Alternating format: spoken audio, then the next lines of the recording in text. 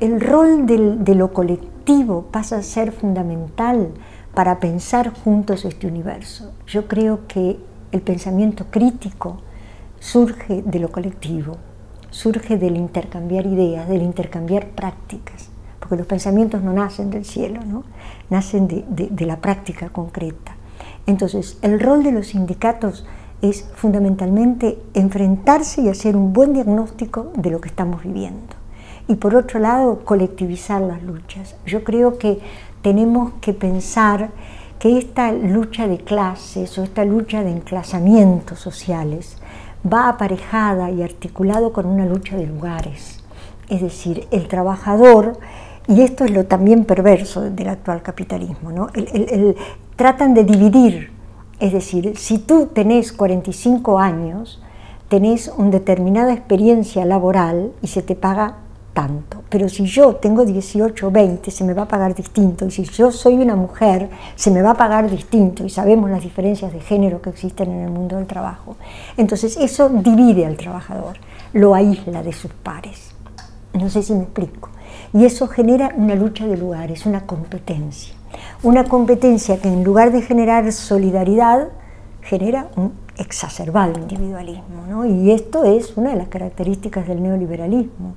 Es decir, no ya tomarnos como sujetos complejos, solidarios, sino como individuos que están centrados en su único y propio bienestar personal, ¿no?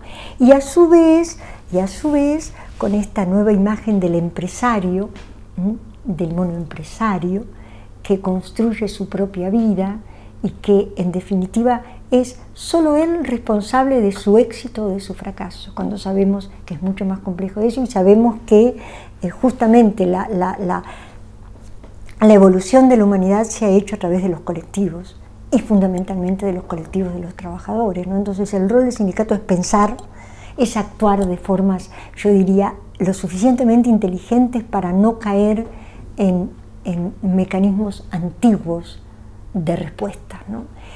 Y claro, esto no es fácil, y esto nos está exigiendo permanentemente pensar en qué momento histórico estamos. Yo siempre comparo, ¿no?, el momento del ludismo, cuando aparecieron las máquinas en el mundo obrero, y la primera reacción de los obreros y de los trabajadores, esto lo sabemos, pero bueno, lo voy a repetir, era romper las máquinas, ¿no?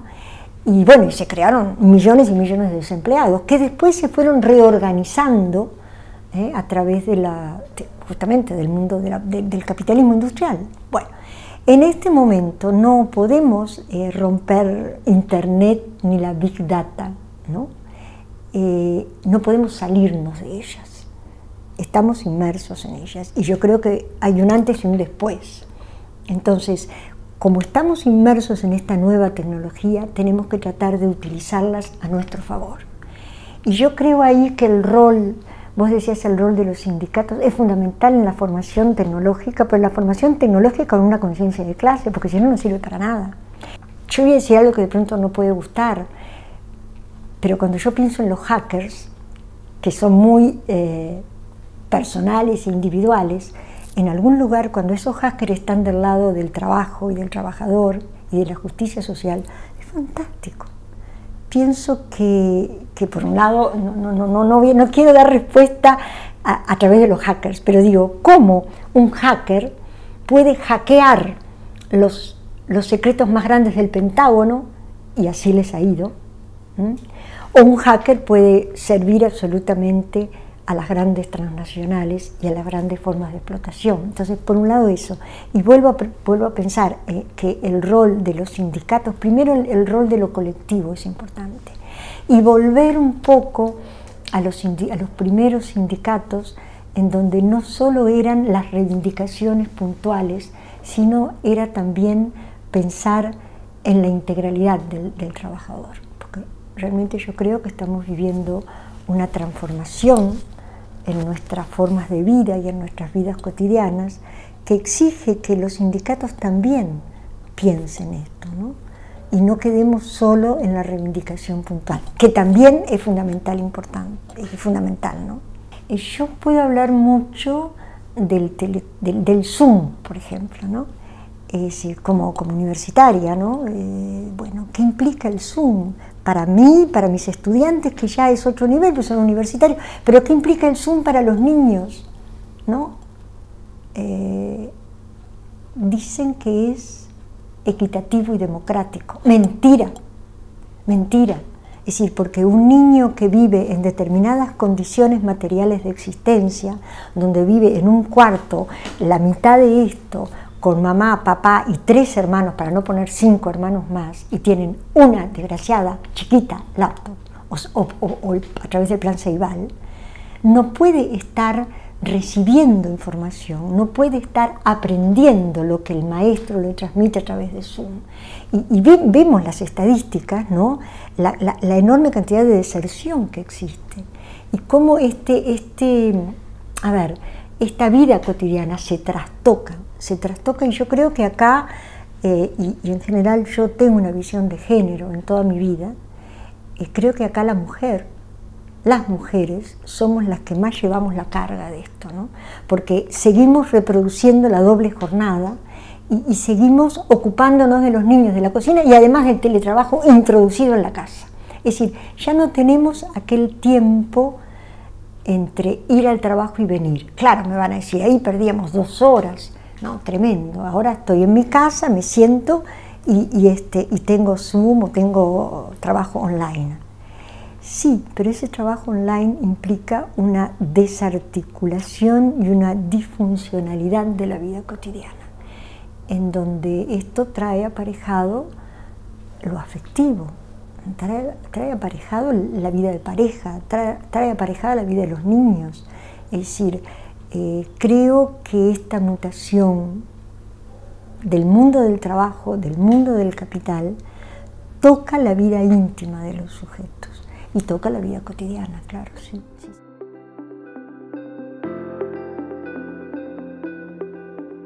Yo no he querido hablar mucho del coronavirus que atraviesa nuestras sociedades y nuestros mundos, pero me parece que es importante decir también dentro de esta incertidumbre laboral, incertidumbre de la vida y la muerte. Y ya no es solo el miedo a la muerte simbólica, ¿no?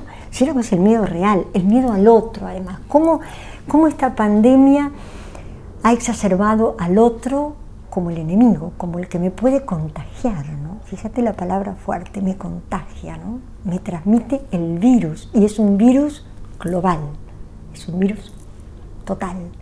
Y creo que la pandemia exacerba todo esto que venimos diciendo. Exacerba por un lado el aislamiento, exacerba por otro lado el teletrabajo, exacerba por otro lado la desaparición de una cantidad de trabajos.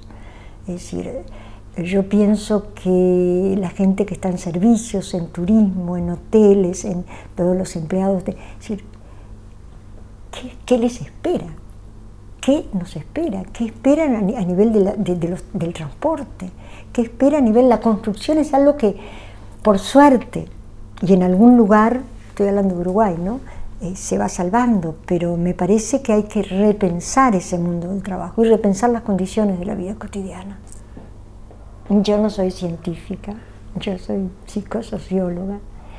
Creo que el teletrabajo, el cibermundo, el cibercontrol, cómo estamos controlados, esta Google Analytics, que nos va a controlar cuántas horas trabajamos y cuántas no, está instalado en nosotros. Es decir, y pienso que este universo desigual, de una gran inequidad que estamos viviendo, no lo va a transformar la vacuna. Yo te diría, y es un poco apocalíptico lo que te voy a decir, pero quizás la vacuna exacerbe muchas veces los excluidos y los trabajadores y los capitalistas. Digo, es muy primario lo que estoy diciendo, pero creo que ninguna vacuna soluciona la justicia social y ninguna vacuna soluciona el que el trabajador tome a cargo sus fuentes de trabajo, ¿no?